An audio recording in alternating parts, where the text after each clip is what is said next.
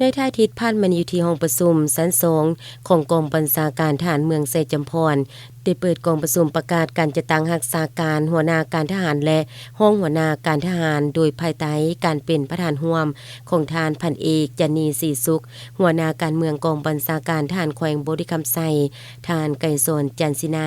กรรมการพรรคแขวงเลขาคณะบริหารพรรคเมืองประธานป้องกันศาสตร์ป้องกันความสงบมีประธานคณะประจำพรรคเมืองกรรมการพรรคเมืองคณะพรรคคณะบัญชาตลอดหอดพนักงานนักคบภายในกรมกองเข้าร่วมในเวลาของพิธีคณะปิสอบคันแขวงใดขึ้นผ่านข้อตกลงของกองบัญชาการทหารแขวงฉบับเลขที่588ทับกบสอิงตามกฎหมายนายทหารกองทัพประชาชนลาวฉบับเลขที่43ทับสพสอิงตามการปรับปรุงกงจากการจะตั้งนำพาบัญชา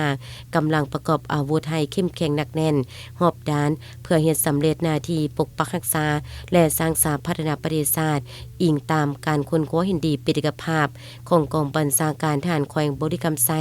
ในครั้งวันที่24พฤศจิกายน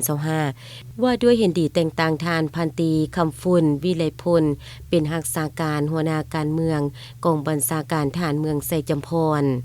ทานพันตรีเพ่งสวัสดิ์เป็นรักษาการห้องหัวหน้าการเมืองกองบัญชาการทหารเมืองไซจำพรและแต่งตั้งทานห้อยเอกอนุสรณ์ศรีสมพรเป็นรักษาการห้องหัวหน้าแผนกเสนาธิการกองบัญชาการทหารเมืองไซจำพรมาฮอดตอนท้ายของพิธีคณะประธานกองประชุมยังได้แสดงความยักยอสมเสยต่อกับผลงานและไสสนะที่คณะพรรคคณะกองบัญชาการญาติมาได้ในระยะผ่านมาพร้อมทั้งเน้นหนักบางปัญหาให้สืบต่อเอาใจใส่เฮ็ดเวียกงานศึกษาพรมการเมืองแนวคิดให้สมาชิกพรรคพนักงานนักคบภายในกรมกองให้มีแนวคิดหนักแน่นนำพาปฏิบัติระเบียบวินัยของกองทัพก็คือกรมกองของตนวางออกอย่างเข้มงวดปฏิบัติ4นาทีใหญ่สหกแผนงานของกระทรวงป้องกันประเทศวางออกอย่างเข้มงวดติดพันกับเวียกงานลงก็สร้างฐานการเมืองเห็นให้เมืองไซจำพรมีความสงบโดยพื้นฐานมีความสามัคคีภายในคณะพรรคยึดมั่นต่อระบอบประชาธิปไตย